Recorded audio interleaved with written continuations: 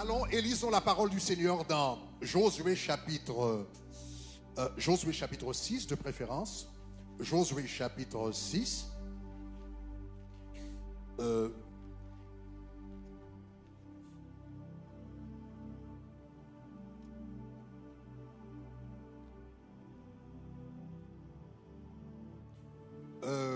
Josué chapitre 6, verset 17. Le verset 17 à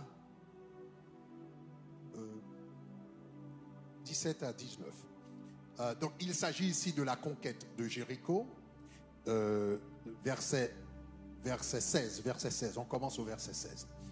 Verset 16 dit, lisons ensemble, à la 7e fois, comme les sacrificateurs sonnaient les trompettes, Josué dit au peuple, poussez les cris, car l'Éternel vous a livré la ville. Verset 17, la ville sera dévouée à l'Éternel par interdit. Elle et tous ceux qui s'y trouvent. Mais on laissera la vie à Arabe, la prostituée, et tous ceux qui seront avec elle dans la maison, parce qu'elle a caché les messagers que nous avions envoyés. Verset 18. Verset 18. Gardez-vous seulement de ceux qui sera dévoué par interdit. Car si vous preniez de ce que vous aurez dévoué par interdit et vous mettriez le camp d'Israël en interdit et vous y jetteriez le trouble. Tout l'argent et tout l'or, tous les objets d'airain, de fer seront consacrés à l'Éternel et entreront dans le trésor de l'Éternel. Maintenant, lisons un roi, dans un roi chapitre 17. Un roi chapitre 17, les versets 8 à 15. Un roi chapitre 17. Allons-y ici. All right. Ok, lisons ensemble. Élie le Tishbite. Ok, c'est ça? Verset 8. 8. Oh non, all right. Verset 8. Alors la parole de l'Éternel lui fit adresser en ces mots. Lève-toi, va à Sarepta, qui appartient à Sidon, et demeure là. Car j'ai envoyé à une femme veuve de te nourrir. Et il se leva et alla à Sarepta. Comme il arrivait à l'entrée de la ville, voici il y avait là une femme veuve qui ramassait du bois. Il appela et dit, va me chercher, je te prie, un peu d'eau dans un vase, afin que je boive. Et elle alla en chercher, il l'appela de nouveau et dit, apporte-moi, je te prie, un morceau de pain dans ta main. Elle répondit, l'Éternel ton Dieu est vivant, je n'ai rien de cuit, je n'ai qu'une poignée de farine dans un pot et un peu d'huile dans une cruche. Et voici, je ramasse 2 morceaux de bois, puis je rentrerai, je préparerai cela pour moi et mon fils. Nous mangerons, après quoi nous mourrons. Il lui dit, ne crains point, rentre et fais comme tu as dit. Seulement prépare-moi d'abord, disons d'abord. Seulement prépare-moi d'abord. Après cela, avec cela, un petit gâteau, et tu me l'apporteras, et tu feras ensuite pour toi et pour ton fils. Car ainsi parle l'Éternel, le Dieu d'Israël. La farine qui est dans le pot ne manquera point, et l'huile qui est dans la cruche ne diminuera point, jusqu'au jour où l'Éternel fera tomber de la pluie sur la face du sol. Elle alla et elle fit selon la parole d'Élie, et pendant longtemps elle eut de quoi à manger, elle et sa famille, aussi bien qu'Élie. La farine qui était dans le pot ne manqua point, l'huile qui était dans la cruche ne diminua point selon la parole que l'Éternel avait prononcée par Élie. Alléluia, acclamons le Seigneur pour sa parole. Vous pouvez vous asseoir rapidement. Donc nous vous rappelons que la semaine prochaine, Dieu voulant, bon, premièrement, aujourd'hui c'est quoi? C'est Shekinah Day. Donc on est là toute la journée. Alléluia. On est là donc après le culte de 11h, le culte anglais, anglophone, nous aurons un temps de communion fraternelle, non seulement de formation des ouvriers, comme nous le faisons chaque dimanche, mais également un temps de communion fraternelle par après. Donc nous vous invitons à y participer.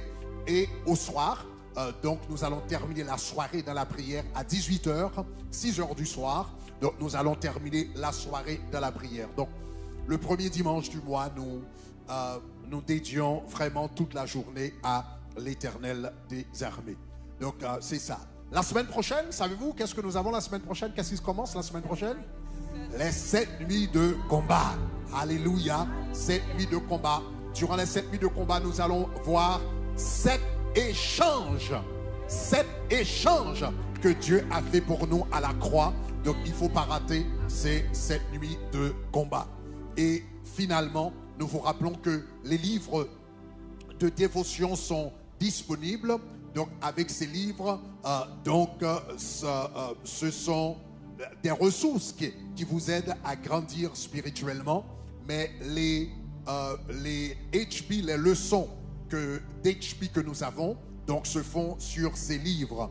Également, dans les livres de dévotion, vous allez trouver les passages d'écriture pour chaque jour. Donc nous vous encourageons à lire la parole de Dieu, à lire ces passages. Donc ces livres sont disponibles au vestibule. Donc vous pouvez en prendre à la sortie. Donc c'est disponible dans notre campus. Pour les leaders les HP leaders, donc nous aurons un prix vraiment spécial pour vous. Donc vous allez, donc si vous dirigez un HP, vous êtes un leader d'HP ou bien un facilitateur, vous allez recevoir un prix particulier pour ces livres.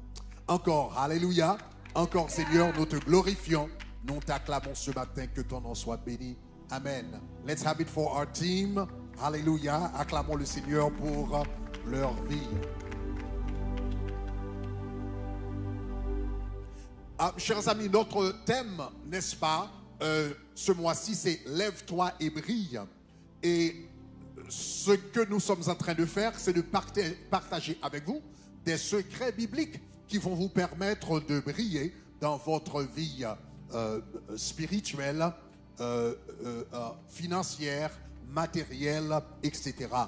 Donc, la semaine dernière, nous avions parlé de la nécessité de mettre Dieu en premier dans la vie familiale. Donc, nous avions vu la semaine dernière Élie, qui était sacrificateur, qui avait des enfants, mais il avait placé ses enfants au-dessus de Dieu. Et conséquemment, il a attiré une malédiction sur lui-même et sur ses enfants et sur le reste de sa famille, parce que tout ce qui est mis en premier devient un objet d'idolâtrie, et Dieu maudit toujours un objet d'idolâtrie.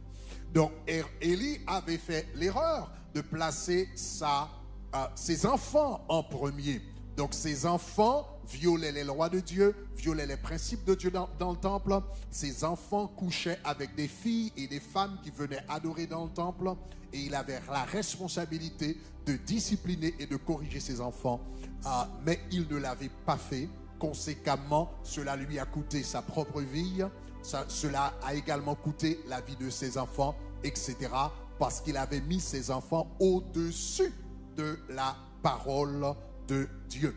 Nous avions vu, par contre, il y avait une femme qui s'appelait Anne. Anne, elle ne pouvait pas avoir d'enfant, mais à un moment, elle a fait cette promesse à Dieu. Elle a dit, Seigneur, si tu me donnes un fils, je le consacrerai à l'Éternel le reste de sa vie. Donc, c'est un vœu extraordinaire pour une femme qui a été stérile toute sa vie. Donc, si elle dit, si tu me donnes un fils, je le consacrerai à l'Éternel, c'est comme si elle n'avait jamais eu de fils. Mais elle a mis la volonté de Dieu au-dessus même de la vie de son fils. Et vous connaissez l'histoire. Elle a eu l'enfant et à l'âge de 3 ans, elle a apporté l'enfant dans le temple. Et qu'est-ce qui s'est passé? Elle a reçu 6 enfants. Après Samuel, elle en a eu 7. Et son fils est devenu un grand prophète en Israël. L'enfant qu'elle a donné est devenu un grand prophète en Israël. Et elle a eu 6 enfants par après, parce qu'elle a mis Dieu en premier dans sa famille. La famille a été bénie, les enfants ont été bénis, et elle a été bénie parce que Dieu a été mis en premier dans la famille. Donc la semaine dernière, je vous avais dit, si vous voulez briller dans votre vie familiale, si vous voulez que vos enfants brillent, donc il faut placer Dieu en premier. C'est important qu'ils te voient placer Dieu en premier. Tes enfants apprennent à placer Dieu en premier quand ils te voient placer Dieu en premier. Quand tu les encourages à placer Dieu en premier. Donc, on est à table, n'est-ce pas? Peut-être qu'on a faim et puis la nourriture sent bon, mais non, nous allons prendre quelques minutes ou bien quelques secondes pour prier d'abord. On a faim, mais on va rendre grâce d'abord. Donc, dans ces petits gestes, le soir, nous avons sommeil, mais nous allons prier ensemble en tant que famille. Ce sont de petits gestes, mais qui communiquent un grand message. Dieu est en premier dans cette famille. Il est en premier avant la nourriture. Il est en premier avant le sommeil. Il est en premier en tout. Donc, on a parlé la semaine dernière de la nécessité de placer Dieu en premier dans la famille. Et ce matin, rapidement, je voudrais parler de la nécessité de placer Dieu en premier dans nos finances. La nécessité de placer Dieu en premier dans notre vie financière. Et je vais faire exactement ce que j'avais fait la semaine dernière.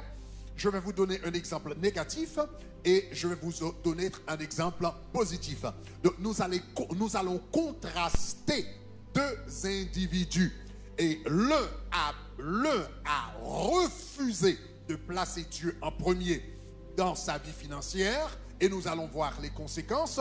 Et l'autre a placé Dieu en premier dans sa vie financière et nous allons voir les conséquences. Donc, nous allons contraster la vie ou bien l'attitude d'Akan par rapport à ses ressources comparativement à l'attitude de la veuve, la femme veuve. Donc, je vous mets dans le contexte rapidement. Donc, vous vous rappelez qu'Israël avait passé à peu près 40 ans dans le désert et maintenant le moment était venu pour eux de traverser le Jourdain et de se rendre en Canaan. Maintenant, vous connaissez bien l'histoire. Je ne vais pas vous raconter tous les détails, mais la Bible dit ils ont traversé le Jourdain. Donc, ils se sont retrouvés devant Jéricho. Le Seigneur leur avait donné des instructions spécifiques.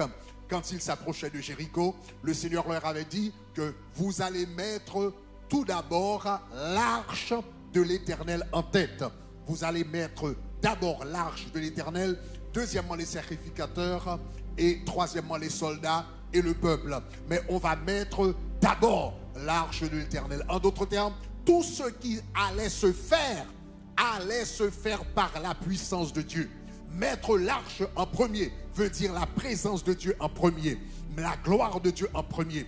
En d'autres termes, ce n'était pas le peuple qui allait vraiment conquérir Jéricho, c'était l'arche de l'Éternel qui allait conquérir Jéricho. C'était l'arche de l'Éternel qui allait fendre le Jourdain en deux. C'était l'arche de l'Éternel qui allait donner la victoire sur les géants qui se trouvaient dans cette terre. Donc, ils ont mis l'arche de l'Éternel en premier et le Seigneur leur a accordé la victoire sur Jéricho, sur cette muraille épaisse. Le Seigneur leur a accordé la victoire sur les géants. Le Seigneur leur a accordé la victoire sur les soldats de Jéricho. Mais Dieu leur avait donné une simple instruction. Le Seigneur leur avait dit: je vous donnerai la victoire sur les géants, sur Jéricho, sur tous les ennemis à l'intérieur de Jéricho. Mais il y a une seule condition. Il y a une seule condition. Rapidement, la condition, c'est dans Josué chapitre 6 que nous la trouvons ici, dans Josué chapitre 6. Le Seigneur leur avait dit, dans Josué chapitre 6, je vais vous accorder la victoire sur Jéricho, mais il y a une seule condition. La condition, c'est que, Josué 6, verset 17, la ville, je vais vous donner Canaan. Maintenant, en Canaan, il y aurait plusieurs villes. Haï, Gabaon, etc., etc., etc. Vous allez avoir toute la terre de Canaan, mais il y a une condition. La condition, c'est quoi?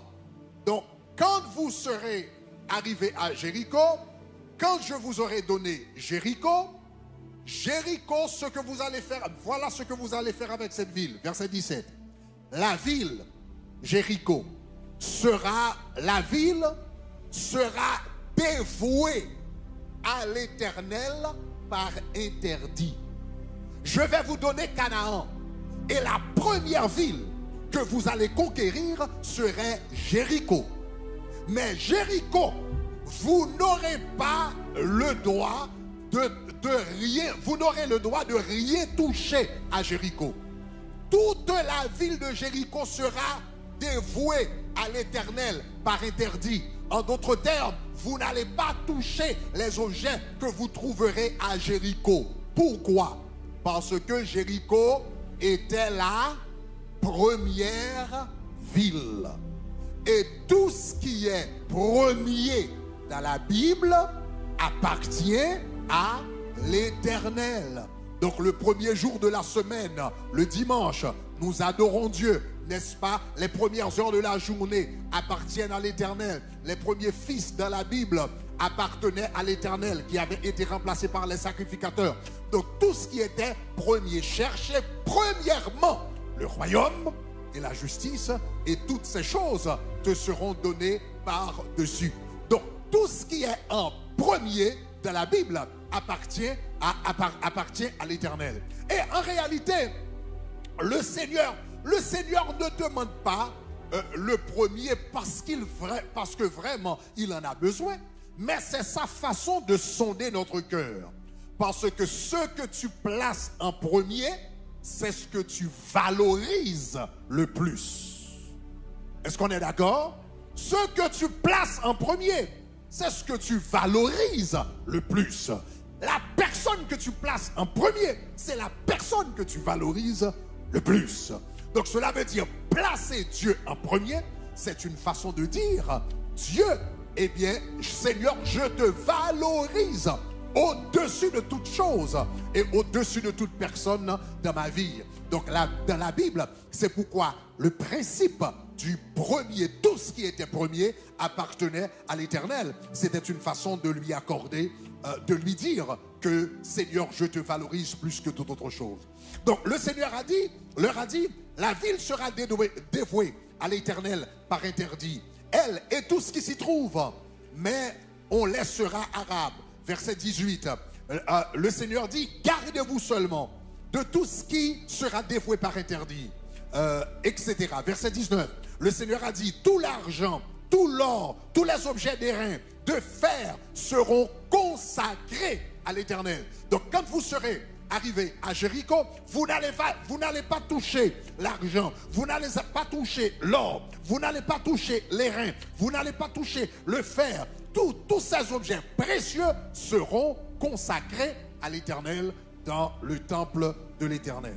Donc c'était l'instruction qui a été donnée et le peuple est parti à la guerre et le Seigneur leur a accordé la victoire sur Jéricho, sur les géants, sur Canaan. Les murailles ont effondré comme le Seigneur avait promis. Donc la parole de l'Éternel s'est accomplie. Et maintenant, quand les gens sont arrivés à Jéricho, ils ont vu de l'or partout, ils ont vu de l'argent partout, de l'airain partout, et des gens prenaient de l'or, de l'argent, de l'airain et les apportaient au temple de l'Éternel, les apportait à la tente, les apportait au sacrificateur. Mais il y a un homme qui ne pouvait pas résister la tentation de s'approprier de l'or qu'il avait vu, de s'approprier de l'argent qu'il avait vu, de s'approprier de l'airain qu'il avait vu, de s'approprier des beaux vêtements qu'il avait vus. La Bible dit, il les a pris, et la Bible dit, et il les a pris et les a cachés dans sa tente. C'est ce que la Bible nous dit, et cet homme s'appelait Akan.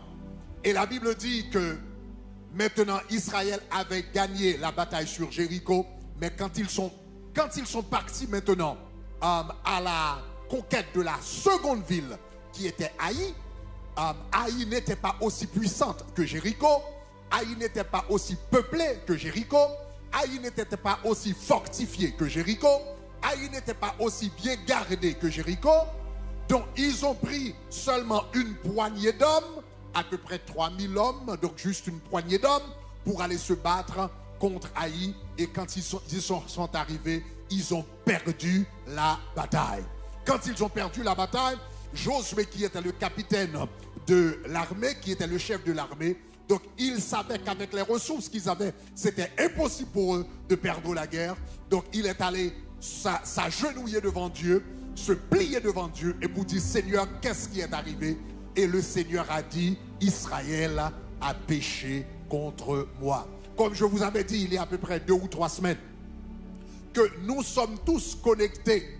Ta vie m'affecte et ma vie t'affecte. Donc quand Akan a péché, le Seigneur n'a pas dit Akan a péché, le Seigneur a dit Israël a péché contre moi.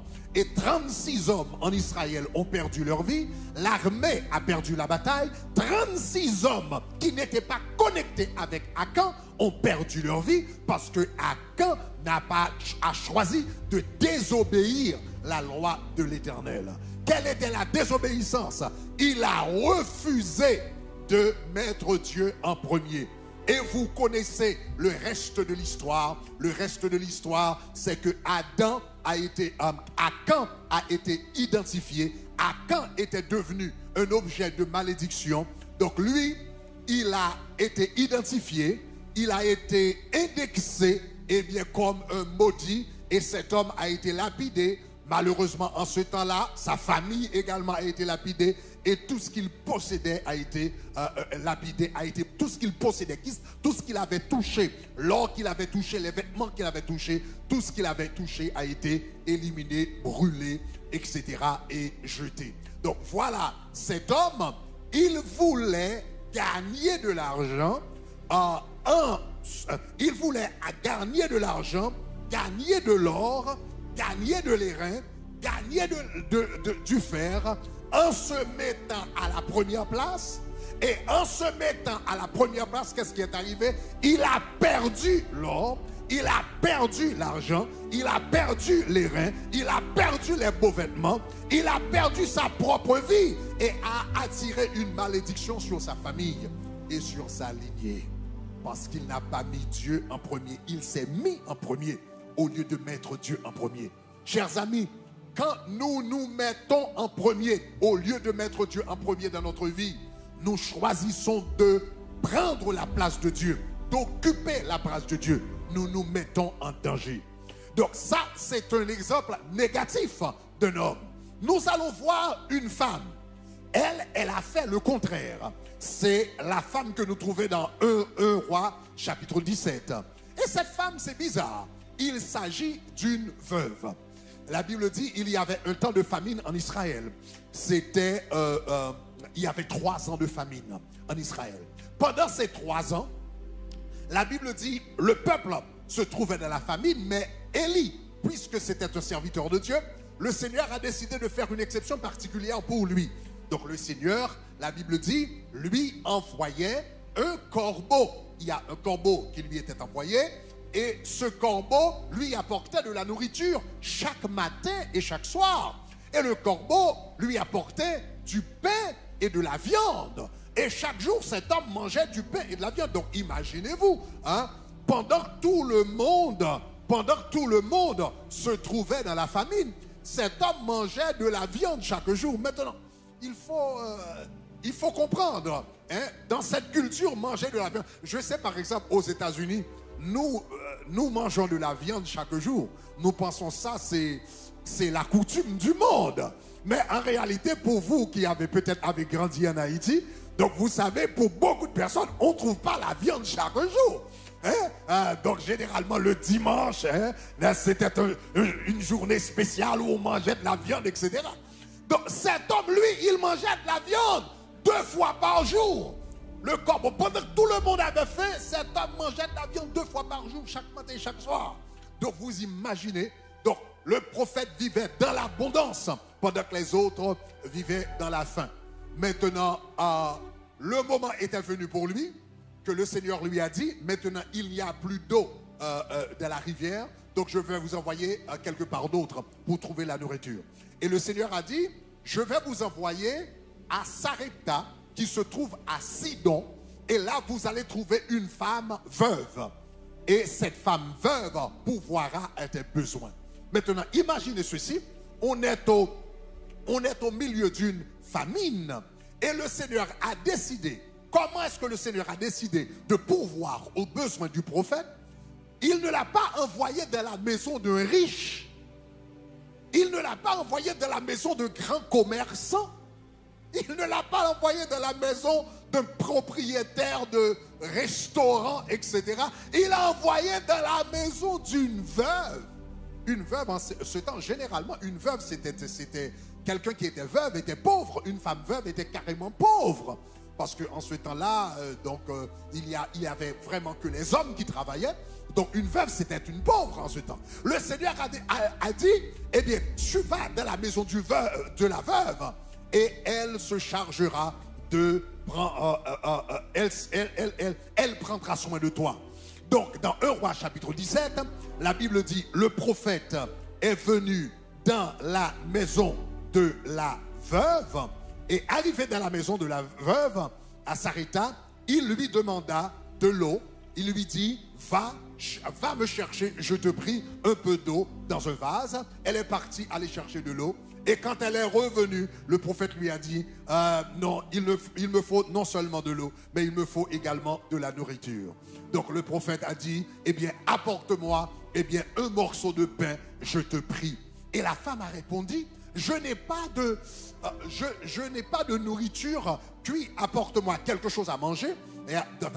Apporte-moi quelque chose à manger, ou encore du pain. Elle a dit, je n'ai rien de cuit chez moi. Je n'ai rien de cuit chez moi. Il me reste qu'une poignée de farine et un pot d'huile dans une cruche. Alors je vais ramasser quelques bois et puis je vais cuire, je vais faire un petit gâteau. Et mon fils et moi, nous allons mourir. Et le prophète lui a dit, tu ne vas pas mourir. Tu ne vas pas mourir. Donc la farine que tu as, eh bien, ne va pas diminuer. L'huile que tu as ne va pas diminuer. Tant que dure la famille, il y aura de la provision pour toi. Mais il y a une seule condition. De la même manière que le Seigneur avait dit à Josué, je te donnerai toute la terre de Canaan. Mais il y a une seule condition. La première ville m'appartient. Tu pourras prendre Haït, tu pourras prendre Gabaon, tu pourras prendre Jérusalem, tu pourras prendre toutes les autres, tu pourras prendre Bethel, tu pourras prendre Samarie, toutes les autres villes, tu peux les prendre, mais la première ville, Jéricho, elle m'appartient. Donc je te donne la victoire, je te donne Canaan, mais la première ville m'appartient. De la même manière, le Seigneur a dit, le prophète a dit, tu auras de la nourriture, l'huile et la farine, eh bien, ne va pas diminuer durant tout le temps qu'il reste. Ça va continuer à se multiplier. Mais il y a une seule condition. Tu vas faire le premier gâteau. Et le premier gâteau, tu me l'apporteras. Maintenant, quand tu regardes cela du point de vue humain, le prophète semble égoïste. Il y a 3 ans de famine. Cette femme est veuve. Mon Dieu, elle a un fils, elle a un enfant. Il n'y a que ce petit gâteau qui lui reste. Il n'y a que cette poignée de farine qui lui reste. Il n'y a que cette petite réserve d'huile qui lui reste. Donc elle a dit qu'elle va faire un dernier gâteau pour mourir. Et puis voilà arrive the fat prophet. Parce que le prophète, hein, he's a fat prophet. Donc lui, il arrive en bon point. Fille qui m'y a clairé dans son bain. Because he's been eating. Voilà, pendant 3 ans, les autres ne pouvaient pas manger. Mais lui, il mangeait de la viande 2 fois par jour. Donc the fat prophet, il arrive. Et il a dit, donne-moi à manger d'abord. Ça semble égoïste. Mais en réalité, ce que le prophète était en train de faire, il était en train d'activer une loi spirituelle. Cherchez premièrement le royaume et la justice. Et toutes ces choses te seront données par surcroît.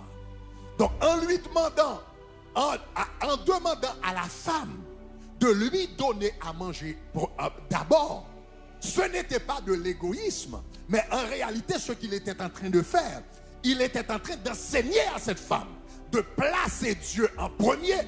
Parce que lui, en tant que prophète, c'était un représentant de Dieu, de placer Dieu en premier. Et en plaçant Dieu en premier, cette femme va activer la loi de l'abondance qui se trouve dans le royaume de Dieu. Est-ce que vous êtes avec moi? Donc il a dit, donne-moi à manger en premier. Et cette femme, dans sa simplicité, elle a choisi de donner à manger au prophète d'abord.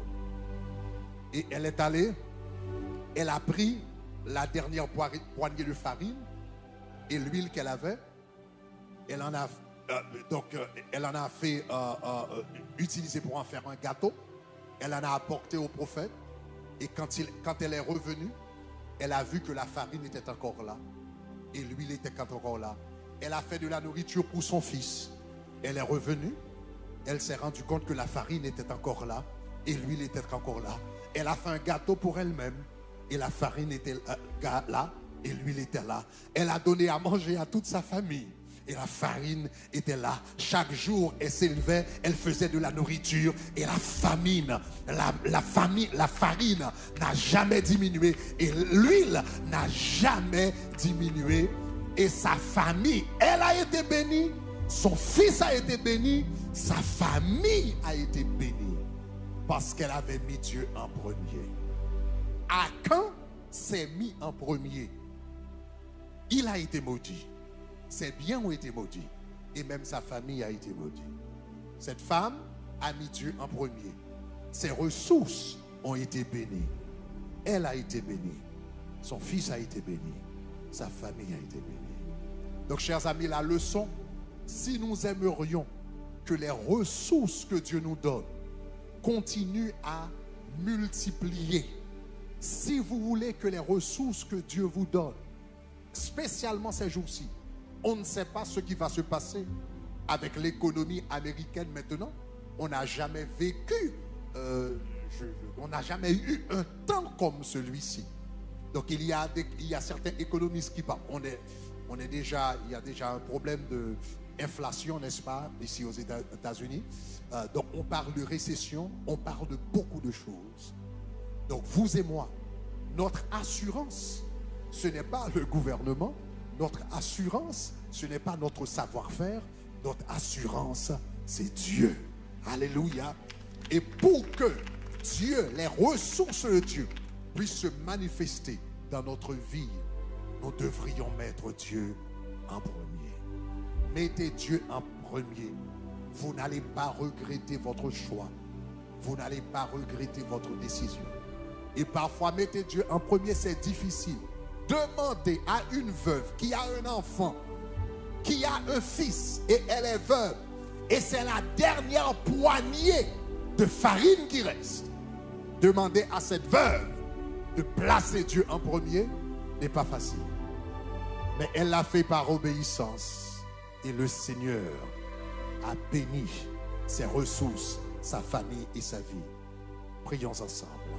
Seigneur, nous te remercions ce matin pour ce rappel que tu nous donnes. La façon de multiplier nos ressources, la façon de multiplier nos talents, la façon de multiplier nos trésors, La façon de multiplier notre temps, c'est de te mettre en premier.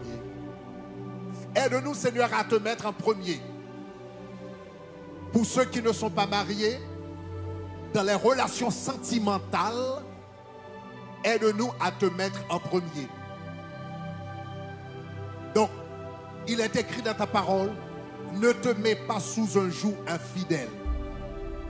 Donc, Seigneur, peut-être que nous pouvons aimer quelqu'un.